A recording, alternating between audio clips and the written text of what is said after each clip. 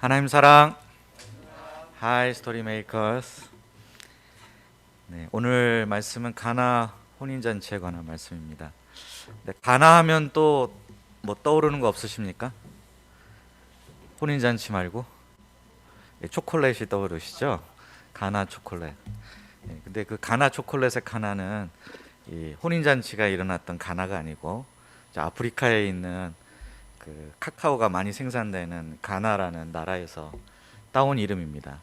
이 두 이름이 같아서 사람들이 많이 헷갈리는 경우도 있는 것 같습니다. 대표적인 케이스가 2008년도에 베이징 올림픽이 있었는데요. 그때 개막식 때 각 나라별로 선수들이 입장을 하는데 가나 선수단이 입장할 때 MBC 방송에서 자막에 가나 그리고 그 아래 예수께서 가장 먼저 기적을 행했던 나라라고 이렇게 자막이 나간 적이 있었습니다. 그리고 개막식 방송이 끝나고 MBC로 항의 전화가 빗발쳤다고 합니다. 그 가나가 이 가나가 아니다. 방송국 왜 이러냐. 이런 이거 실화입니다. 제가 지어낸 얘기가 아니라 정말로 그때 있었던 일입니다. 오늘은 아프리카의 가나가 아니라 갈릴리 가나로 가보도록 하겠습니다. 말씀의 제목은 물을 포도주로 변화시킨 예수님입니다. 요절은 요한복음 2장 11절입니다. 다 함께 요절 말씀인 11절 말씀을 읽어보겠습니다. 시작. 예수께서 이 첫 표적을 갈릴리 가나에서 행하여 그의 영광을 나타내심에 제자들이 그를 믿으니라. 기도하겠습니다. 사랑이 풍성하신 하나님 아버지, 이 시간 주의 음성, 주의 말씀, 주의 빛을 보고 듣기 위해 이 자리에 왔습니다. 성령께서 역사하셔서 저희의 어두운 마음에 생명의 빛으로 주님 임하여 주시옵기를 간절히 기도합니다. 예수님의 이름으로 기도하였습니다. 전라도에서 잔치를 할 때 빠지면 안 되는 음식이 하나 있죠. 홍어. 홍어입니다. 홍어만 있으면 뭐 손님 대접이 다 된다 할 정도로 아주 중요한 음식입니다. 상다리가 막 부러지게 차리긴 했는데 막상 홍어가 없으면 여지없이 이런 말이 들리게 되죠. 웜에 소문난 잔치에 먹을 거 없다더만 딱 그 짝이여. 후손들이 그러면 안 되제. 그죠? 제가 전라도 출신이 아니라서 실감이 안 나는 것 같은데 아무튼 뭐 이런 소리가 나오게 됩니다. 오늘 말씀에서 예수님께서 찾아가신 곳이 바로 그 결핍이 있는 자리, 정말 다른 건 많이 있지만 꼭 필요한 그 한 가지가 없는 그 결핍의 자리로 찾아가셨습니다. 포도주가 떨어진 이 잔칫집의 모습은 하나님을 떠난 인간이 결국에는 막닥뜨리게 될 수밖에 없는 현실을 잘 보여주고 있습니다. 풍성한 듯 보이지만 참다운 기쁨이 없는 인간의 자리가 예수님에 의해서 어떻게 최고의 기쁨의 자리로 변할 수 있는지 오늘 말씀을 통해서 함께 묵상해 보고자 합니다. 1절과 2절을 보십시오. 제가 읽어보겠습니다. 사흘째 되던 날 갈릴리 가나에 혼례가 있어 예수의 어머니도 계시고 예수와 그 제자들도 혼례의 청함을 받았더니, 여기서 사흘째 되던 날은 예수님의 공생의 사역이 본격적으로 시작되는 시점을 말합니다. 근데 그 공생애의 첫 무대, 첫 시작의 무대가 바로 혼인 잔치집이었습니다. 이게 과연 우연이었을까요? 우리 구약 성경에 보면 하나님과 자기 백성 간의 관계를 나타내는 대표적인 은유가 무엇입니까? 바로 남편과 아내의 혼인 관계로 비유하고 있습니다. 또 하나님 나라에서 구약 성경은 잔치집으로 묘사하는 경우가 많습니다. 하나님 나라가 임하면 그곳에 임하게 될 하나님의 은혜의 풍성함, 기쁨을 표현하기 위해서 잔치집으로 비유를 많이 합니다. 그래서 선지자 이사야는 이렇게 예언한 바가 있습니다. 이사야서 62장 5절에 보면 마치 청년이 처녀와 결혼함 같이 내 아들들이 너를 취하겠고 신랑이 신부를 기뻐함 같이 내 하나님이 너를 기뻐하시리라. 하나님께서는 이 말씀을 성취하시기 위해서 예수 그리스도를 이 세상에 보내셨습니다. 이 예수님은 어떤 분이십니까? 우리를 신부로 삼기 위해 세상에 오신 신랑이 되시는 분이십니다. 아니, 바람난 신부를 용서하시고 그 관계성을 회복하기 위해 이 땅에 오신 신랑 되시는 분이십니다. 그 예수님께서 공생애에서 첫 번째 기적의 장소로서 혼인잔치집을 선택하신 것은 결코 우연일 리가 없습니다. 여기에는 앞으로 예수님께서 공생의 기간 내내 무엇을 이루시고 무엇을 향해 가실 것인가를 암시하고 있습니다. 그런데 이 혼인잔치집에 큰 문제가 생겼습니다. 3절 상반절을 보십시오. 포도주가 떨어진 집. 당시 혼인잔치는 잘 아시는 대로 일주일 동안이나 계속됐다고 했습니다. 그러니 얼마나 많은 포도주가 필요했겠습니까? 그래서 당시 사람들은 결혼식이 있기 1년 전에 약혼할 때부터 미리 포도주를 담가 놓았다고 합니다. 그런데 이 수요 예측을 좀 잘못한 것일까요? 아니면 예수님의 제자들이 너무 많이 마셔버린 것일까요? 아무튼 포도주가 다 떨어지고 말았습니다. 한창 잔치집 분위기가 이제 무르익었을 이 무렵에 이 포도주가 떨어졌다는 것은 굉장히 심각한 상황입니다. 그 흥겨운 분위기에 그냥 찬물을 확 끼얹는 그런 상황이 생길 수밖에 없습니다. 이제 곧 하객들은 막 불평을 하면서 어떤 사람들은 막 욕을 하면서 이 잔치집을 박차고 나가는 사태가 일어날 것입니다.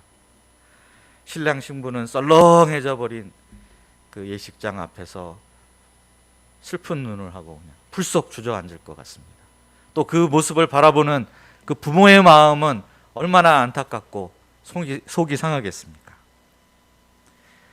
이렇게 파국이 눈앞으로 다가온 이 위기 상황 속에서 누가 나섰습니까? 3절 하반절을 보십시오. 예수의 어머니가 예수에게 이르되 저들에게 포도주가 없다 하니. 아마도 예수님의 어머니인 마리아는 여기에 그냥 단순한 하객으로 온 것 같지는 않습니다. 아마 친척의 결혼식이었던 듯이고, 그래서 그 일손을 거들기 위해서 노련한 살림꾼인 마리아가 이 자리에 와 있던 것 같습니다. 마리아가 예수님께 포도주가 없다라고 말한 것이 단순히 그냥 포도주가 떨어졌다는 사실만을 전달한 것은 아닐 것입니다. 이 말 속에는 큰일 났으니 어떻게 해서든 좀 도와주세요. 이 문제를 좀 해결해 주셨으면 좋겠습니다 하는 기원과 소망이 담겨 있었을 것입니다. 이에 대한 예수님의 반응이 어떠합니까? 4절 보십시오. 4절을 다 함께 읽어보도록 하겠습니다. 4절입니다. 시작. 예수께서 이르시되 여자여 나와 무슨 상관이 있나이까? 내 때가 아직 이르지 아니하였나이다. 어떻습니까?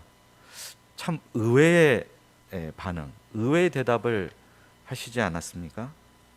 여자여라는 이 표현이 얼핏 들으면 무례해 보이지만 결코 그런 표현은 아니라고 합니다. 존칭으로서 예의를 갖춘 표현이었습니다. 하지만 곧 이어진 예수님의 대답을 들어보면 좀 냉정함이 느껴질 수밖에 없습니다. 나와 무슨 상관이 있나이까? 이 일과 왜 저를 관련을 시키십니까? 이런 뉘앙스를 담고 있습니다. 예수님께서 왜 이렇게 대답하셨을까요? 이 말 때문에 어머니 마리아가 마음의 상처를 받으면 어떡합니까? 예수님의 이 대답은 마리아와 예수님의 관계가 앞으로는 이전과 같을 수는 없다. 이전과 같지는 않을 것이라는 것을 암시하고 있습니다.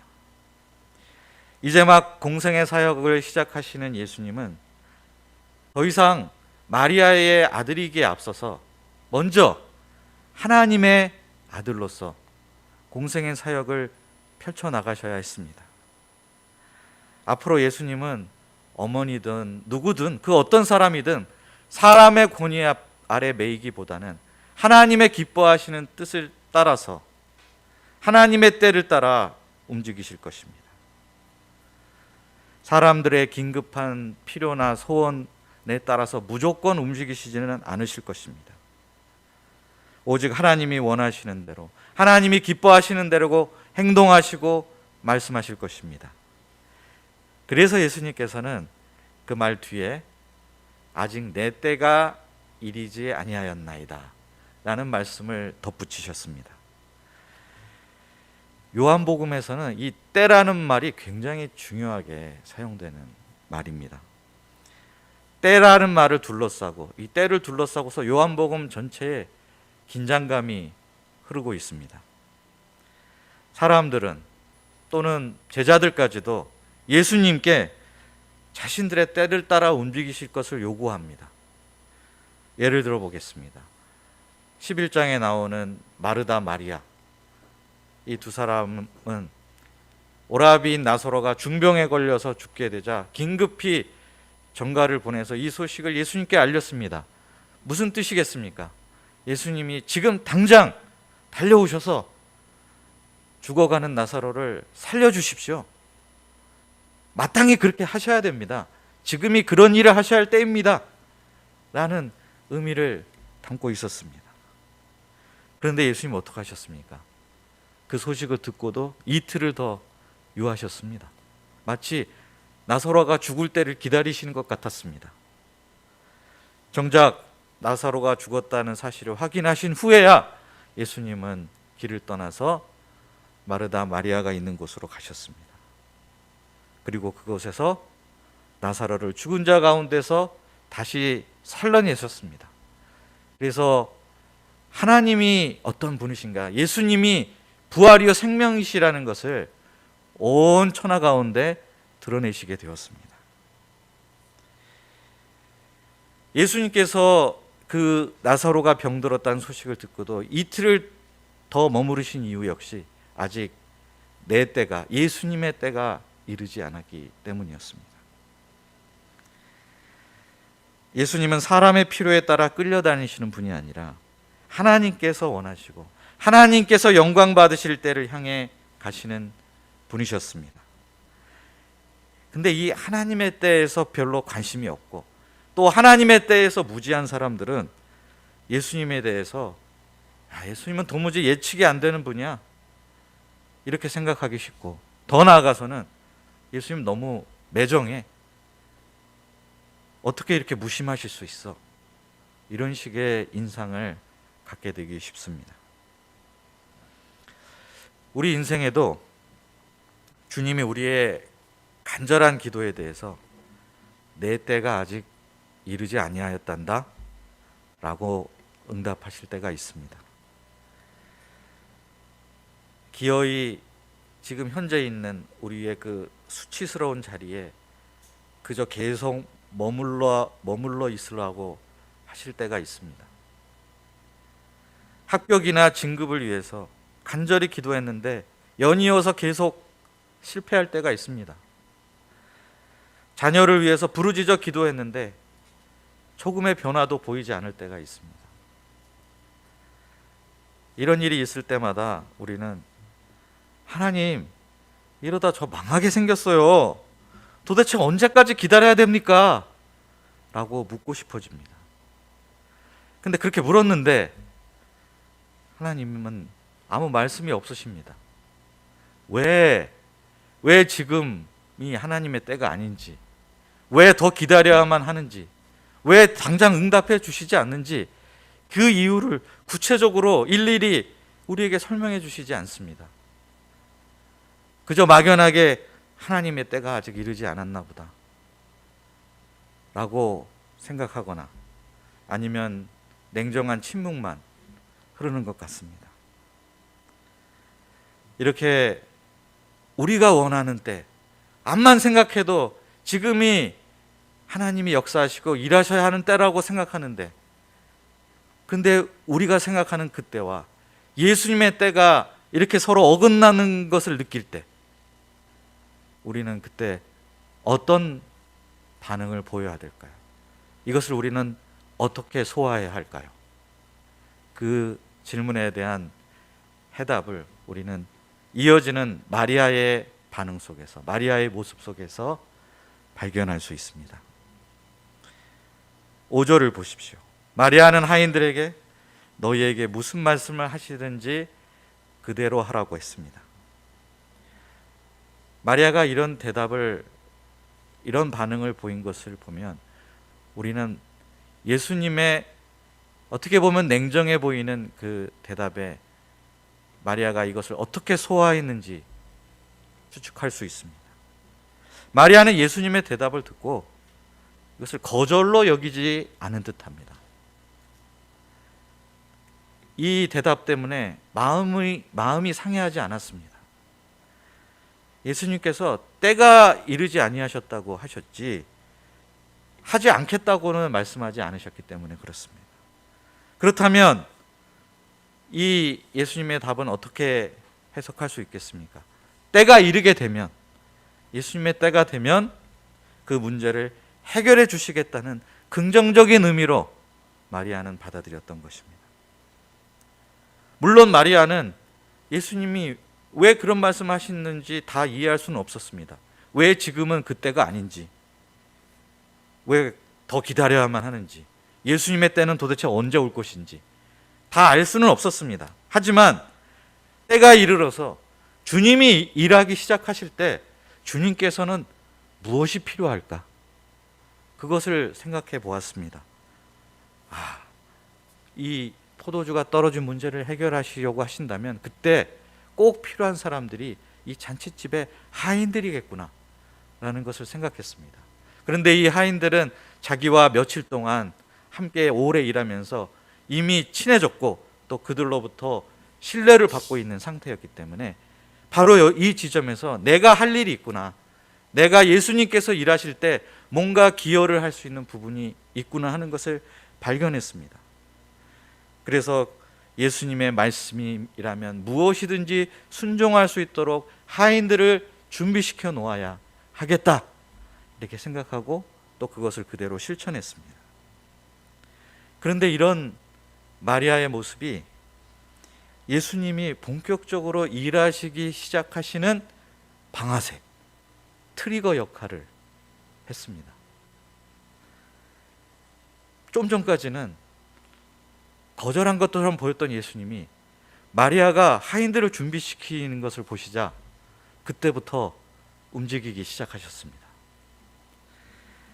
예수님은 하인들로 하여금 도랑아리 6개의 물을 채우도록 했습니다.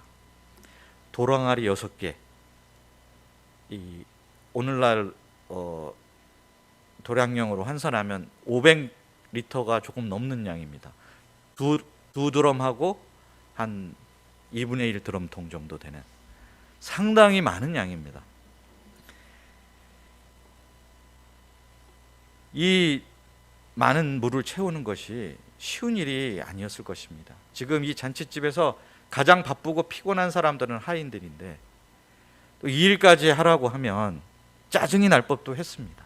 게다가 지금 필요한 건 포도주인데 왜 물을 채우라고 하는지 도무지 납득하기도 어려웠을 것입니다.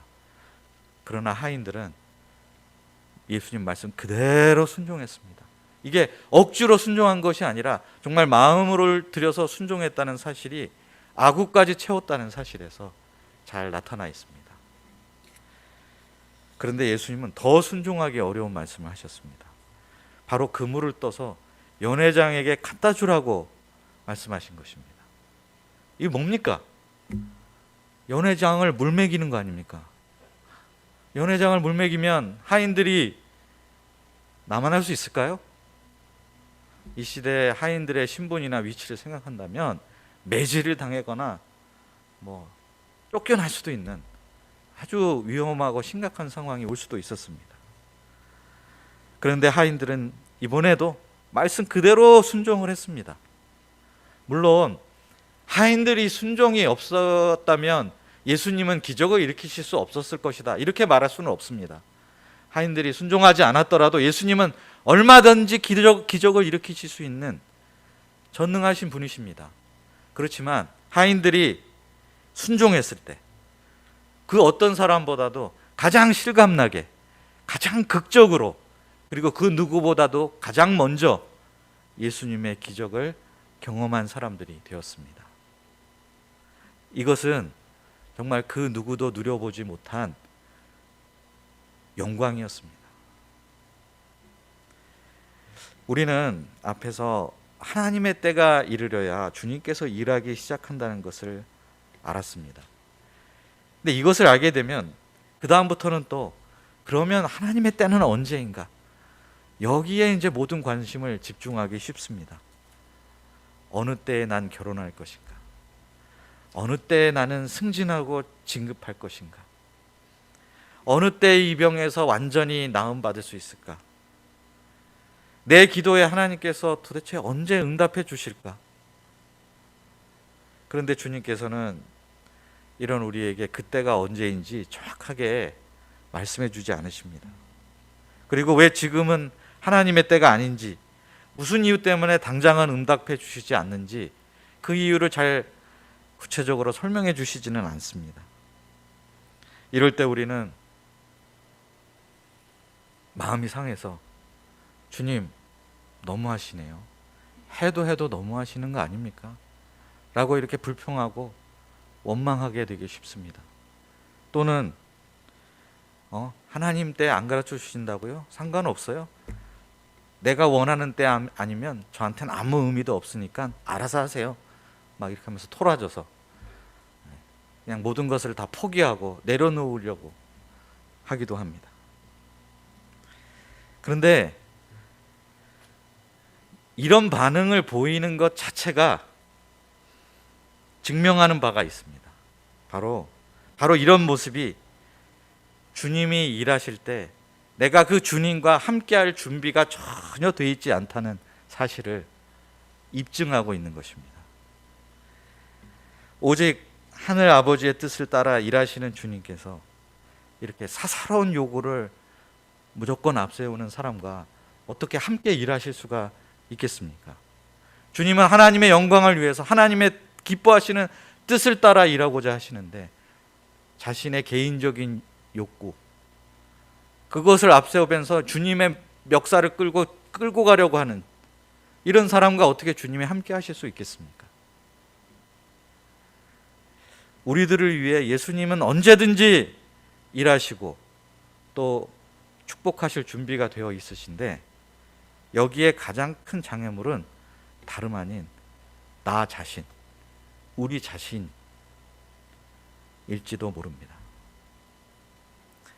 이 사실을 깨우쳐 주시기 위해서 예수님은 처음에는 거절하는 듯한 모습을 보이셨다가 마리아를 통해서 하인들의 순종이 준비되자마자 잔칫집에 곤란한 상황을 외면치 않으시고 일하기 시작하셨습니다.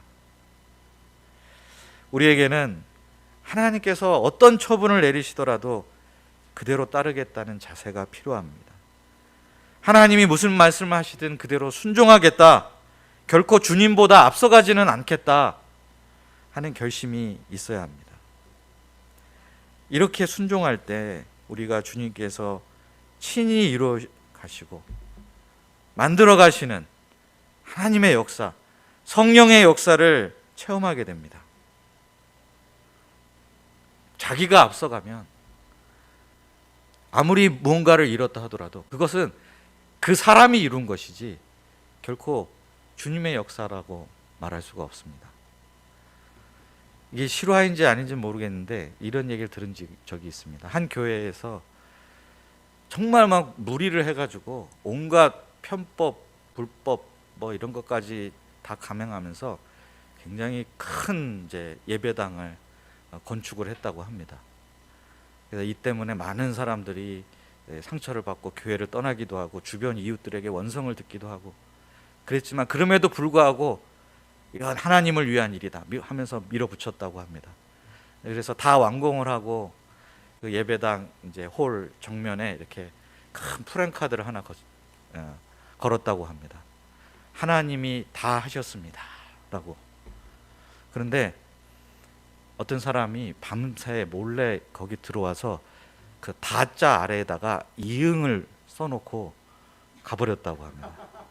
그래서 다음날 사람들이 와서 딱 보니까 하나님이 당하셨습니다 라는 프랜카드를 보고 깜짝 놀라서 혼비백산했다는 이런 일화가 있습니다. 먼저 순종하는 사람이 되지 않는다면, 하나님이 하시는 게 아니라 하나님이 당하시는 이런 말도 안 되는 일이 일어날 수도 있습니다. 그러므로 우리가 어느 때에 이루어질 것인가 보다 더 관심을 가져야 할 것은 바로 우리가 순종의 사람으로 준비되었느냐, 그때가 언제냐, 언제 이루어질 것인가, 언제 응답받을 것인가 보다도 우리는 그보다 앞서 내가 무슨 어떤 하나님의 뜻이든 영접하고 그 뜻을 따를 준비가 되어 있느냐, 이 질문부터 우리는 해야 됩니다. 코로나로부터 우리는 언제 벗어날 수 있을까요? 작년 이맘때만 해도 1년 후에도 이러고 있을 줄은 정말 상상도 못했습니다. 이렇게 마스크를 쓰고 메시지를 전하고 줌으로 목자님들을 이렇게 바라보고 있을 줄은 생각도 못했는데 1년이 지난 지금 여전히 코로나 상황은 아주 심각합니다. 언제 벗어날 수 있을까요? 요즘 백신이 접종이 되고 있으니까 적어도 올해 안에는 좀 해결의 실마리가 보이지 않을까요? 근데 그러다가 또 변종 바이러스가 막 서너 개가 생겨가지고 이게 뭐 3년, 4년, 5년 이렇게 가는 건 아닐까요? 누가 알겠습니까? 누구도 장담할 수 없습니다. 중요한 건 코로나로부터 벗어나는 시기가 문제가 아니라 이 코로나 시대를 통과하고 있는 우리 자신 아닐까요? 이 코로나 시대가 이렇게 길게 이어지는 가운데 분명히 여기에는 하나님께서 우리를 만져주시고 변화시켜 나가시는 그 어떠한 목적이, 뜻이 있으실 것입니다. 그것은 분명히 하나님이 언제든 씻으실 수 있는 사람, 하나님의 뜻에 순종할 수 있는 사람, 하나님이 원하시는 일에 기쁨으로 섬길 수 있는 사람, 이런 사람으로 우리가 변화되는 것을 하나님은 더 관심을 가지고 계시지 않을까요? 우리가 던져야 할 질문은 코로나 시기를 통과하며 이 질문이 아닐까 합니다. 주님께서 교회를 통해서 새 역사를 창조하시고 자신의 영광을 드러내고자 하실 때 우리는 그때 쓰임받을 준비가 되어 있습니까? 우리가 하인들처럼 주님이 무슨 말씀을 하시든지 그대로 할 수 있는 순종의 사람이 될 수 있기를 기도합니다. 그래서 주님의 일에 동참하며 주님의 그 놀라운 영광과 능력, 은혜와 진리를 체험하는 저희들이 될 수 있기를 간절히 기도합니다. 9절 상반절을 보십시오. 연회장은 물로 된 포도주를 맛보고도 어디서 났는지 알지 못하되 물떠온 하인들은 알더라. 분명히 하인들이 갖다 준 것은 물이었는데 연회장이 받아 마신 것은 포도주였습니다. 이어지는 연회장의 말을 들어보면 이 포도주의 질이 어떠했는지 알 수 있습니다. 9절 하반절부터 10절을 보십시오. 연회장이 신랑을 불러 말하되 사람보다 먼저 좋은 포도주를 내고 취한 후에 낮은 것을 내거늘 그대는 지금까지 좋은 포도주를 두었도다 하니라. 어떤 잔치든 시작할 때 좋은 포도주를 내놓습니다. 그리고 하객들이 포도주를 많이 마셔가지고 알딸딸해지고 미각이 둔감해질 때쯤 그때 이제 질이 낮은 포도주를 쫙 풀어버립니다. 그러면 사람들이 그걸 마시고도 이게 질이 좋은 건지 나쁜 건지 분간을 못하고 그냥 좋으려니 하고 즐겁게 마실 것입니다. 이것은 무슨 사기나 범죄가 아니라 당대의 상식이었습니다. 누구나 다 그렇게 하는 것이었습니다. 그런데 예수님께서 주신 그 포도주는 포도주의 라벨에 Made in Heaven, 이라고 다 붙어 있고, 정말 이제까지 누구도 마셔본 적이 없는 최상급의 포도주였습니다. 예수님께서 물을 포도주로 바꾸신 것도 놀랄 일이고, 바꾸시면서 또 그 포도주를 질 낮은 포도주면 충분한데도 불구하고 너무나 질이 좋은 최상급의 포도주로 바꿔주신 일도 정말 놀랄 일입니다. 게다가 적당히 필요한 만큼만 만들어 주셔서 될 걸, 2드럼통 반이나 되는 이렇게 어마어마한 양의 포도주를 넘치도록, 마시고도 많이 남을 정도로 이렇게 만들어 주신 것도 대단한 일입니다. 이것은 놀라운 축복을 넘어서서 필요 이상의 축복, 지나친 축복을 베푸신 것입니다.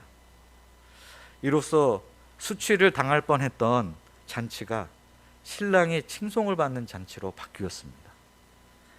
예수님은 모든 사람들이 마음껏 풍요롭게 즐길 수 있는 잔치를 만들어 주셨습니다. 근데 여기서 한 가지 의아한 일이 있습니다.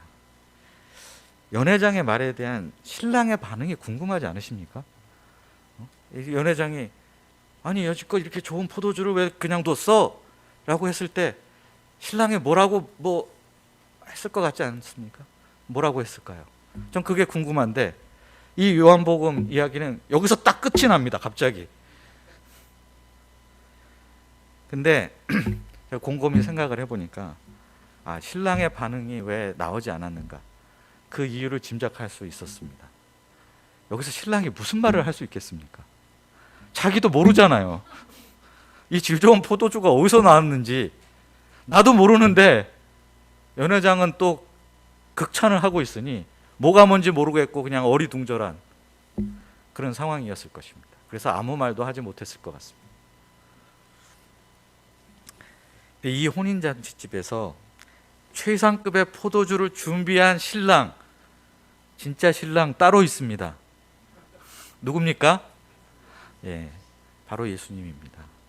원래는 신랑이 했어야 될 일인데 그 신랑은 무능해서 할 수 없었던 그 최상급의 기쁨을 주는 일을 이 땅에 오신 하나님의 아들, 우리의 참 신랑 되시는 예수님께서 대신해 주셨습니다. 11절을 보십시오. 11절 말씀, 오늘의 요절 말씀인데요. 다 함께 한 목소리로 읽어보겠습니다. 시작. 예수께서 이 첫 표적을 갈릴리 가나에서 행하여 그의 영광을 나타내심에 제자들이 그를 믿으니라. 표적이라는 말은 의미를 담고 있는 기적이라는 뜻입니다. 갈릴리 가나에서 예수님께서는 물을 포도주로 만드심으로써 자신의 영광을 나타내셨습니다. 그 영광을 보고 제자들은 예수님을 믿기 시작했습니다. 그러면 이 표적 가운데 나타난 예수님의 영광은 무엇일까요? 첫째로 예수님은 만물의 창조주로서의 영광을 나타내셨습니다. 앞선 요한복음 1장 서문 속에서 사도 요한은 만물이 예수님으로부터 지은 바 되었고 지은 것이 그가 없이는 된 것이 하나도 없다고 증언한 바 있습니다. 바로 그 선포, 그 증언의 실제 사례를 이 갈릴리 가나 혼인잔치의 사건으로 입증하고 있는 것입니다.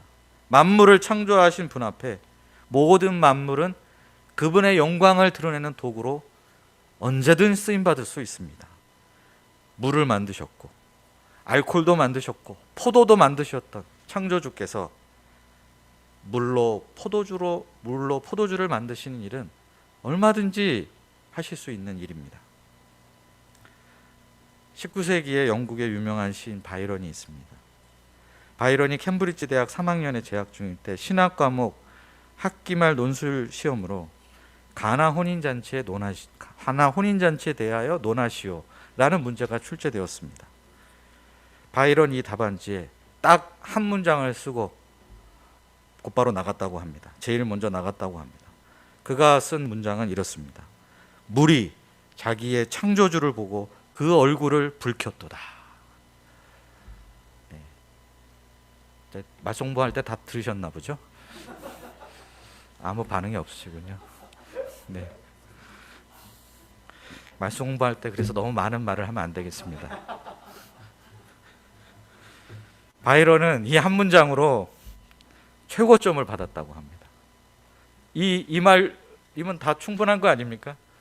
물이 자기의 창조주를 보고 그 얼굴을 붉혔도다.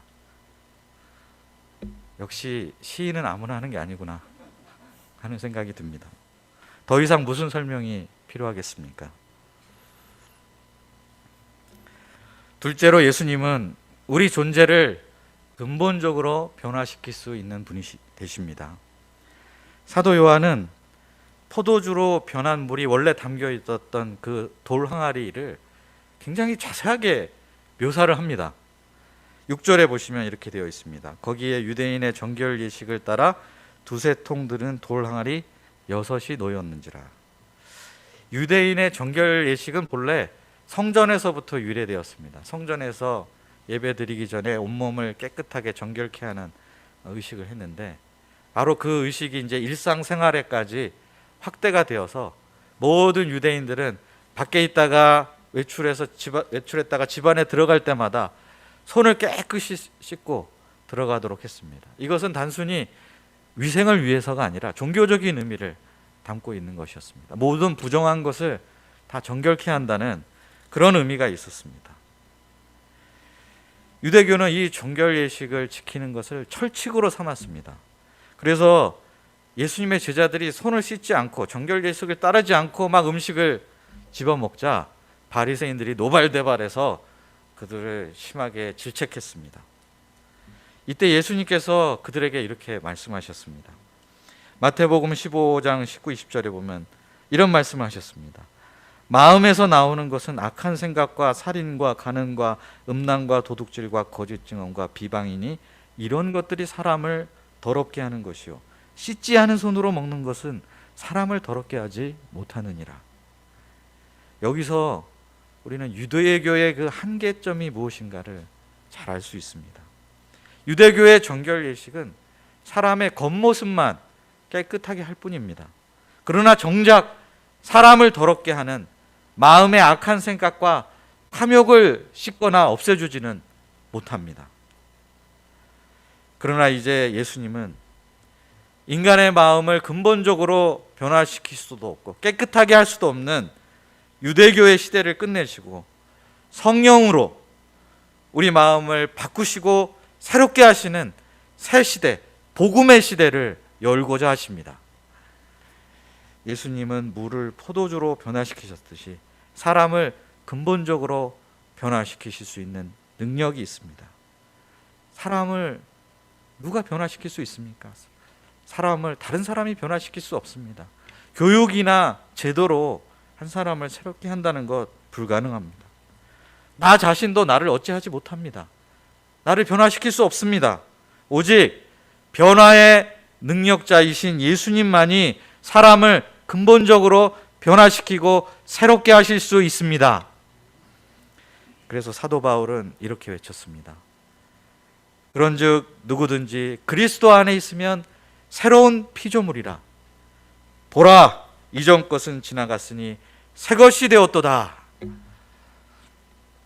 셋째로 예수님은 우리에게 최상급의 기쁨을 주시는 분이십니다.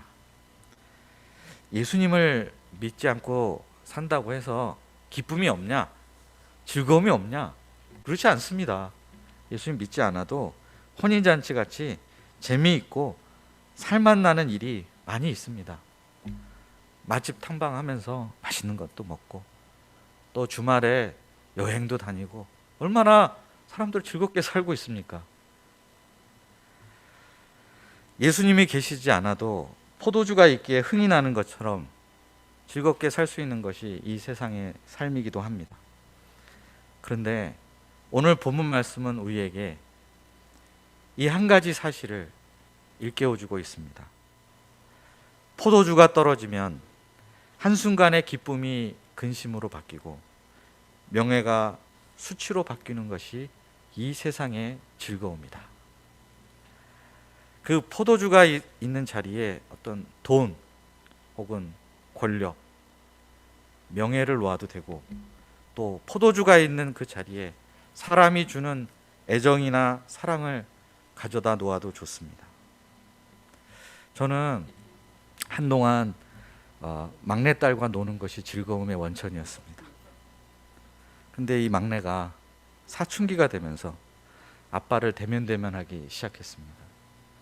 얼마 전에는 제가 길을 가는데 손을 딱 잡고 같이 가려고 했더니 쓱 손을 빼더니 몇 미터 앞으로 가서 혼자 털레털레 가는 것이었습니다.